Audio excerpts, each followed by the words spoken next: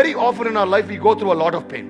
All right, different types of pain: physical pain, mental pain, emotional pain, and there's a pain of losing somebody, a pain of failure. But more than all these pains, the worst pain we cannot bear is the pain of shame and embarrassment. All right, it keeps ringing in our mind. Shame keeps ringing in our mind. All right, something which happened in our past, which we had to go through a tough time where we were ashamed, embarrassed, that does not leave our life at all. Because of the shame, probably we've fallen and failed. We don't want to try again. We are like, oh my God, what if I fail again? I will be embarrassed.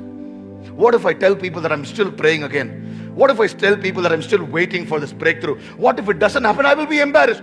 Shame stops you from pursuing the blessings that God has got in our life. But today I want to tell you, dear children of God, no matter what shame you've been through, your miracle will be bigger than your shame. And most importantly, the Lord will replace your shame so that nobody will remember your shame anymore, but only your miracle and your testimony.